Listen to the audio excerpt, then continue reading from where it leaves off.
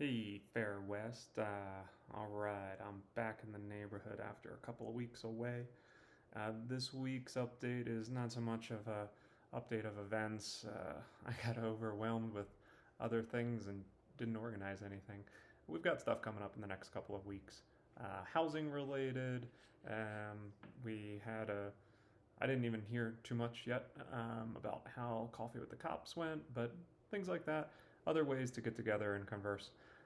This week, though, I'm going to include a little bit of a tutorial on what the forum is that I sometimes talk about. Show people who might be interested, like how you create an account. And as I do that, talk about why it's important. Some of the basic terminology of like what's a thread? How do you post a reply? Why is this useful as compared to other ways of communicating, like emails with a bunch of CCs or blind carbon copies, or using Facebook or Nextdoor, things like that. The forum's a little bit different, so I will cut out of human element and into screen capturing. See if we can get this working. I hope so. So, from the abqfairwest.org website, if I give it focus, we can see the menus. I'm not sure if my mouse cursor shows up on this screen recording, but if it does, excellent. Otherwise, you'll see Neighborhood Forum on the far right being highlighted. Click in on that. Whoop, it brings me to the new site. Excellent. I'm not logged in right now, and we can see there are 3 overall categories. Neighborhood Association Board, things of general interest to everyone, and then what I'm calling the directory of contacts. And you can see B. Gruen made the last post, but you can't see the post. So if you click on it, it forces you to log in. That's as a privacy mechanism that I put in place. Whereas if I go into Fair West Everyone, I can see all this stuff. Can I make a new? Nope. You need to be logged in to post a new topic. Good. That's how I designed it to be. So if you want to create an account, then click on register. There's some boilerplate terms of service. I just take what the software gives by default. So hopefully it's pretty agreeable stuff. I'm going to agree. And I'm going to say test user 2.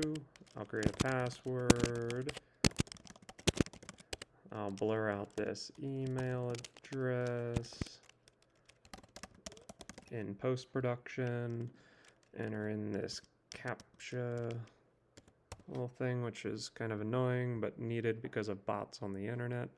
And when we hit submit, as long as I typed in everything right, it says, thanks for registering, your account's created. You'll get an email about it. I also get an email to let me know when a new person is registered, because I got to keep the riffraff at bay. That is essentially people who are not living in our neighborhood and who are attempting to create accounts and post spam and things like that. But automatically I'm logged in. So now if I click on this link, board index, I'm back here. I only see 2 things, not that directory of contacts. That one, if you want to be part of it, you got to tell me directly, because the only people who are allowed access are people who I've kind of verified and met in person, because that's where people are posting information like where they live, what their phone numbers are, and things you don't want to just share with anybody. So we need to have a bit of a clearinghouse, and I guess for better or worse, at the moment, that clearinghouse is chatting with me. If you'd like to be involved in that, or you think it's a good idea, or you think it should be changed in some way, reach out to me. Let me know. So now that we're logged in, we can either go to the board or to everyone if you have a new topic that you want to post. These things are called topics within a forum. So at the top level, we've got forums. Well, I guess the very top level, we have everything Fair West category. And then we have forums under that category, the board and the everyone forum. If we click on board, you can create a new topic. My new topic. And then if I were to say preview, in theory, that does something. Maybe I need a body. Preview. Yep.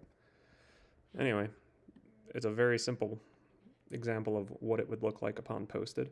The reason they do that is because you can also do things like create bold text, a test, and then you want to actually see what it looks like. And now it's bold. I don't need to post anything if I hit submit, it would post it, but I don't really want to. So I'll go back. And now this is a list of all of the topics for the Fair West Neighborhood Association board forum. And if I clicked on Sidewalk Talk, which is a captivating title I came up with, you could read about what's going on with regards to the sidewalks in the Fox Park, and an email that we're trying to work on, a few of us in the neighborhood. As this is used as opposed to an email thread, which may or may not include people, and they can be tough to decipher. Sometimes it's hard to catch up and figure out what sort of questions have already been answered, where are they going, what level of contribution do you want to have. So this forum is really an attempt to move away from big email thread chains that still are sometimes relevant, but this is another tool to be able to invite people to the conversation later on and make it easier for them to catch up. And if I wanted to, for example, post a reply here, I could either hit post reply, and that would just give me a blank area to post my reply, or if I go back and come up here, let's say I want to quote something. If I hit these quotation marks, then it nests all of this information in a quote, and then I can put it at the bottom or at the top, whichever one I think is more useful. I'll just put it at the top. I can say, great info. Not very useful, but this is just an example. If I hit preview, you will see this is what it would look like.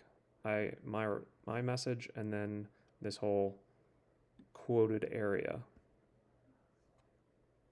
But I don't actually need to post that, so I'll just go back. But I think you get the idea.